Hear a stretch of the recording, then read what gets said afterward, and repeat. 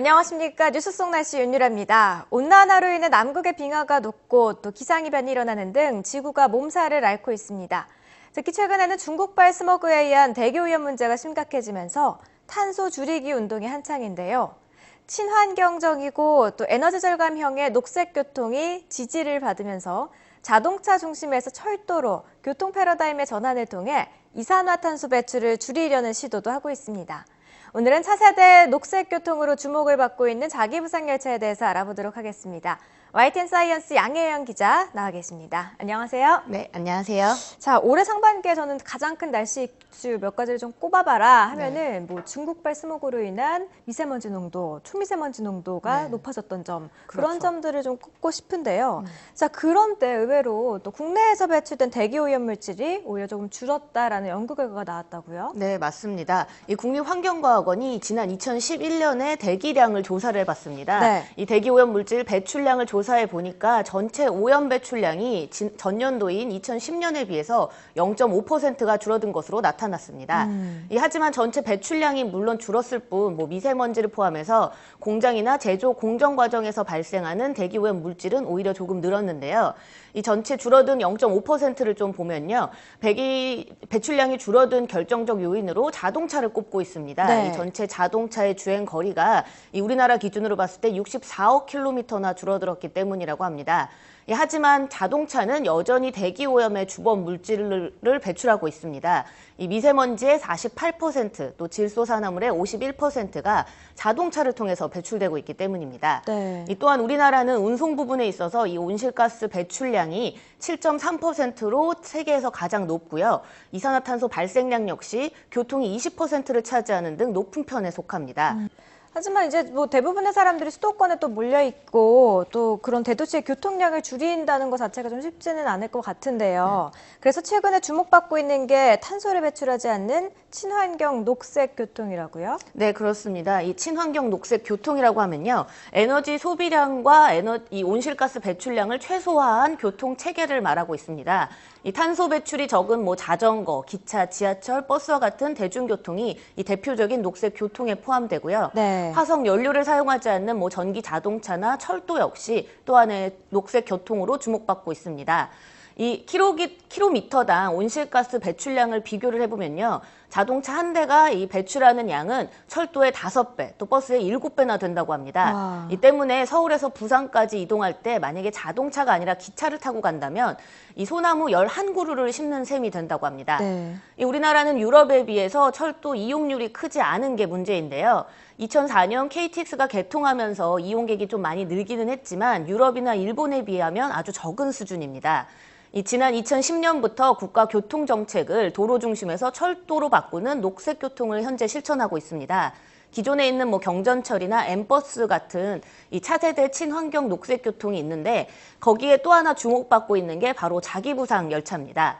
2006년부터 우리나라가 개발을 시작했는데요. 이 자기부상 열차가 지금 성능시험을 마치고 본격 운영에 앞두고 있습니다. 저는 이제 자기부상 열차 이야기가 나왔는데 자기부상 열차 하면은 제가 초등학교 때 대전 엑스포에서 운행을 했던 걸 기억을 하고 있거든요. 네, 그렇죠. 저도 그렇습니다. 네, 그러니까 그때부터 연구 개발이 됐던 게 아니라 이제 본격적으로 우리가 진짜 탈 수 있는 자기부상 열차는 2006년부터 네. 본격적으로 개발을 시작을 했던 거군요. 네, 그렇습니다. 자, 그 당시부터 제가 이제 궁금했던 게 자기부상 열차는 어떻게 바퀴도 없이 공중에 이렇게 붕 떠서 운행을 하는가 이게 궁금했어요. 원리 좀 알려주시죠. 네, 이 자기부상 열차를 움직이기 위해서는 두 가지 큰 기술이 필요합니다. 네. 먼저 열차를 공중에 띄우는 기술이 필요하고요. 이 공중에 뜬 열차를 앞으로 보내는 추진력을 주는 기술, 이 두 가지가 필요합니다. 네. 이 자기부상 열차 같은 경우에는요, 선로를 디귿자 형태로 감싸고 있습니다. 두 개의 전자석이 위아래에 붙어 있는 건데요. 아, 저렇게요? 선로 아래에 있는 전자석을 전류를 흘려주면은 선로와 붙으려는 성질이 생기면서 열차가 위로 뜨게 되는 겁니다. 또 이후 선로 위쪽의 전자석에 전류를 흘려주면요. 전자석 아래 선로는 같은 극이, 또 앞에 부분의 선로는 다른 극이 형성이 되면서 밀고 당기는 힘이 작용해 열차가 앞으로 움직이는 겁니다. 이 자기부상 열차는 이번에 그러니까 국내 기술로 개발이 됐는데 네. 2년여에 걸친 시운전을 거치면서 이 평가를 거친 끝에 성능 인증을 받게 됐습니다. 그러면 이 성능 인증을 맡았던 한국기계연구원 도시철도 차량 시험 인증센터장의 말 직접 들어보겠습니다. 예, 국내 도시철도법에 따르면 모든 열차는 승객의 안전을 확보하기 위해서 차량 성능시험 인증을 받도록 되어 있습니다. 본 자기부상 열차 역시 승차감, 안전에 관련된 52개 항목에 대한 성능시험 실시하고 모두 기준을 만족함을 보여 성능 인증을 하게 되었습니다. 네, 그러니까 두 가지의 힘, 공중에 붕 뜨게 만드는 힘과 앞으로 추진하게 하는 힘, 네. 전자석의 그 전류를 통해서 그렇죠. 움직이는 거군요. 네.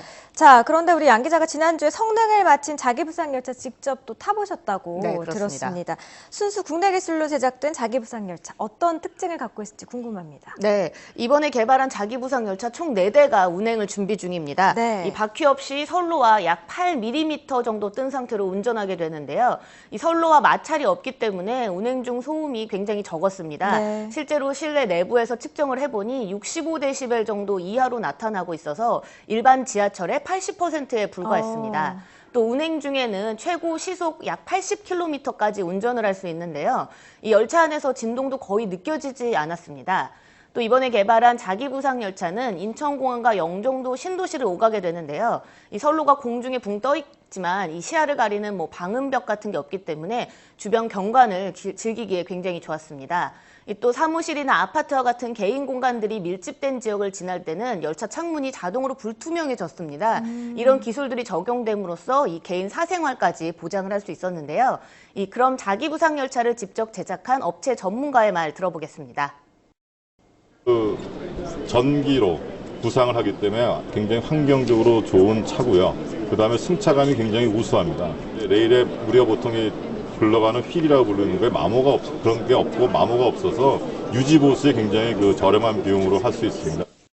자기부상 열차 친환경적인 게 가장 큰 특징인데 또 거기에 소음도 적고 진동도 적고 여기에 경제성까지 네. 갖췄다고 들었습니다. 자, 최근 도심에 건설되는 경전철이랑 비교를 해봤을 때 자기부상 열차의 장점 어떤 게 있을까요? 네, 앞서 말씀하셨지만 가장 큰 장점은 사실 경제성으로 꼽을 수 있습니다. 네. 이 자기부상 열차 건설비는 1km당 약 400억 정도로 500억이 드는 경전철에 비해서 저렴합니다. 사실 근데 격차가 그렇게 크지 않은데요. 이 건설비의 격차는 유지 보수에서 나타납니다. 네. 마모되는 부품이나 선로가 없는 데다가 무인운전 시스템으로 운전이 되기 때문에 유지비가 일반 전철의 60% 정도 수준이라고 합니다. 또 에너지 소비는 사실은 전기를 많이 사용하기 때문에 일반 전철에 비해서 20% 정도 많지만 결과적으로 유지 보수가 적기 때문에 경전철에 비해 70% 수준의 공사비로도 이 공사가 가능한 장점이 있습니다. 그리고 앞서 말씀드렸지만 이 선로에 바닥판이 없는 형식으로 건설되기 때문에 전체 이 유지 보수비 말고도 기존 이 부수 건설비 역시 50% 이상 줄이는 효과도 날 수 있고요.